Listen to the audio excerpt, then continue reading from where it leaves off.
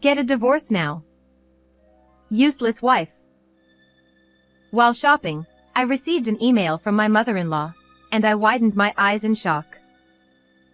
It had been a year since I got married to my husband. Complaints about housework, not spending weekends at home. Recently, our arguments had increased, which was troubling me. This was the last straw. However, I wasn't surprised by the insults in the message. Who is this? Because right next to me, the mother-in-law who should have sent the email was tilting her head in confusion. I married my husband Lennon, who is 2 years older, when I was 28. Both of us worked, leading busy lives. But I wasn't dissatisfied with that lifestyle.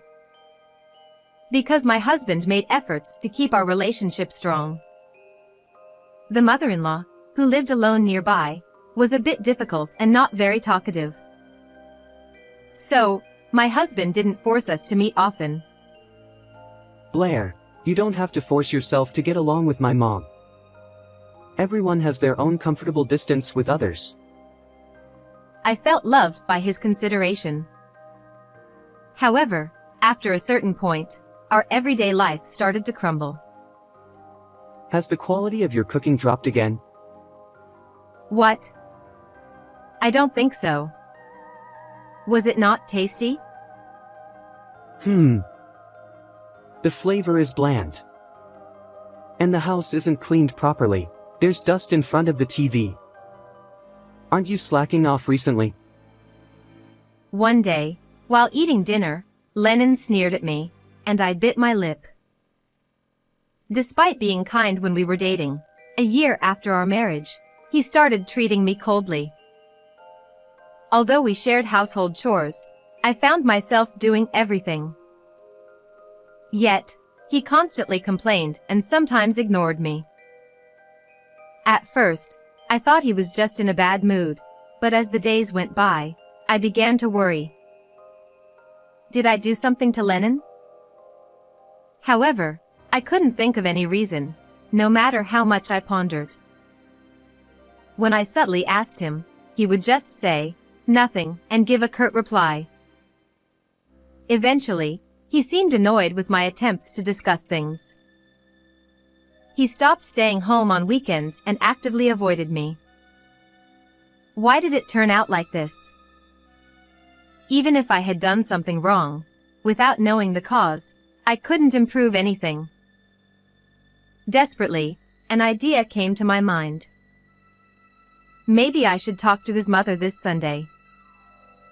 Since we met through a dinner party, we unfortunately didn't have mutual friends. So, the only person who knew him better than I did was his mother. Although I hadn't told my husband, I was actually on good terms with his mother. Initially, I found her blunt manner off-putting, but that perception changed one day. About 6 months after our marriage, she visited our house for some reason and forgot her handkerchief. When I brought it to her, she noticed the keychain on my phone and widened her eyes slightly. Oh. That. Do you know this group? When I asked in surprise, she blushed and nodded shyly. It turned out she was a fan of the idol group I had loved and supported for years.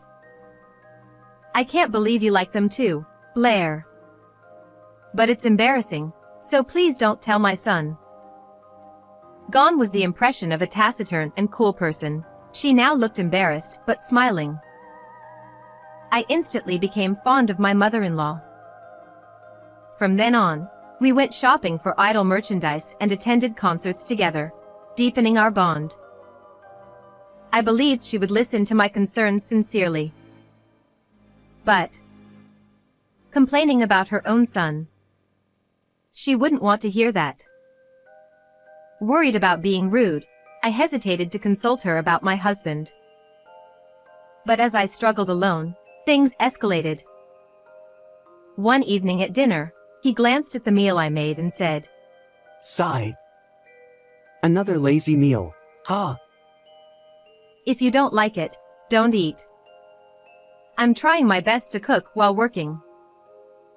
His constant sarcasm without knowing why made me start to snap back at him.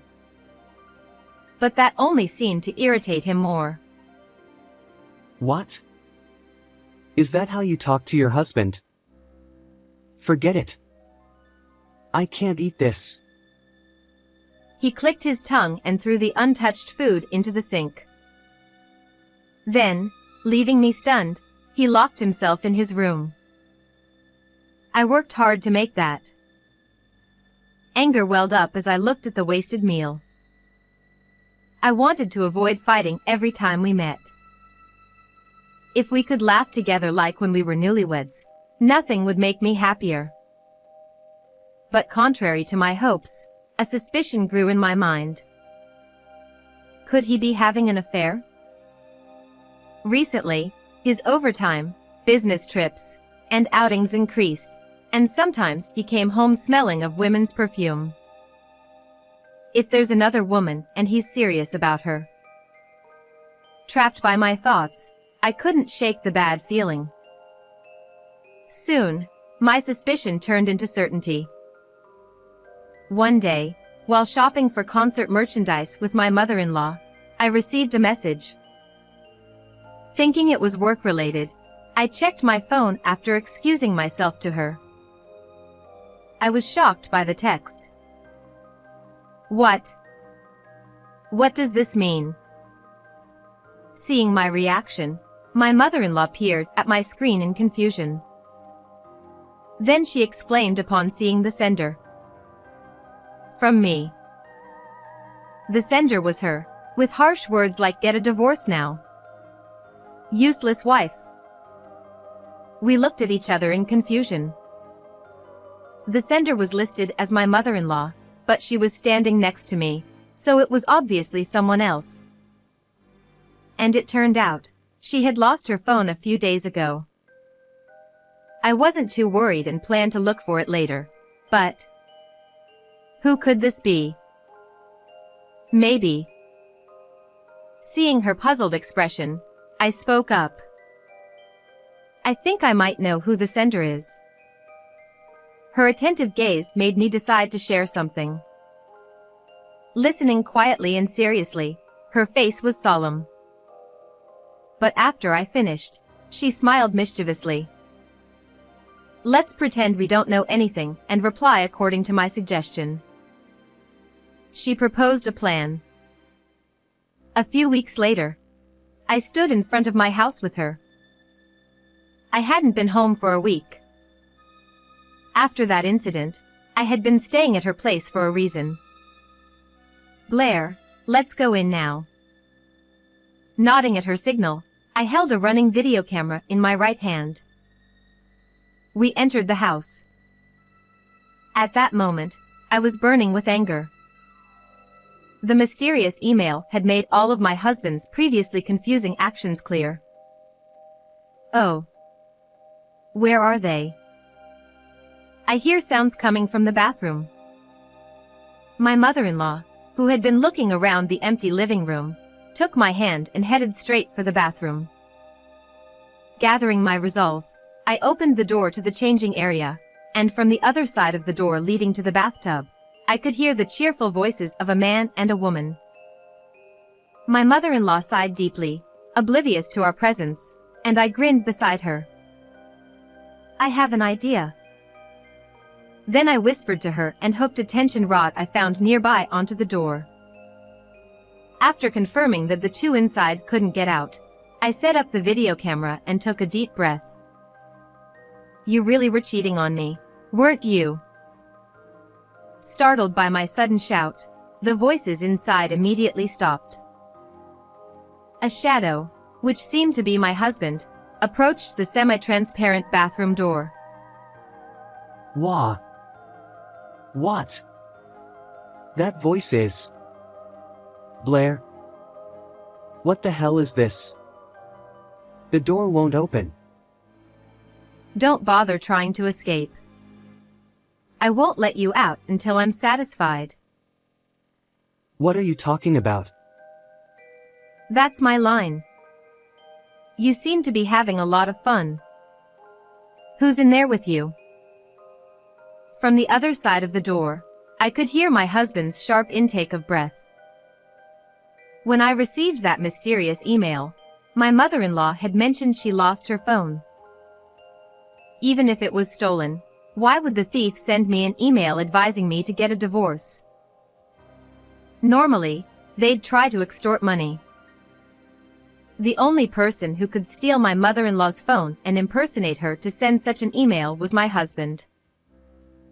Once I figured it out, I explained everything to my mother-in-law. Upon learning of her son's cruel behavior towards me, she was livid. Why don't you pretend to be fooled and send a message saying I'm leaving?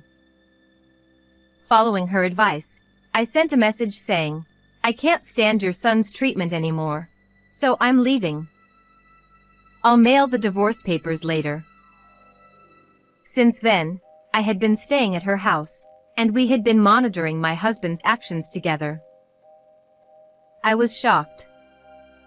As soon as I stopped coming home, he started bringing a different woman home every day. I spoke coldly in front of the bathroom door. No, that's not it. Listen to me, Blair. Just open this door first. By the way, I took photos of everything, so I have solid evidence.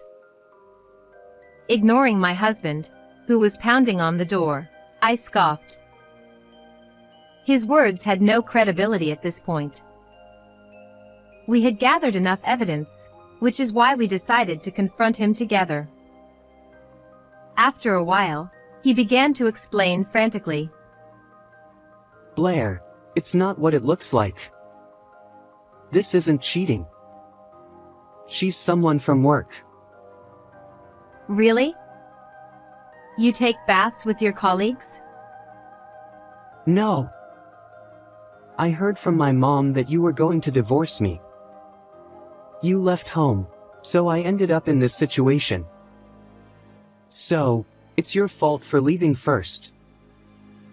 My husband, now trying to blame me for everything, left my mother-in-law and me exchanging exasperated looks. He probably had no idea she was there. Then, it happened.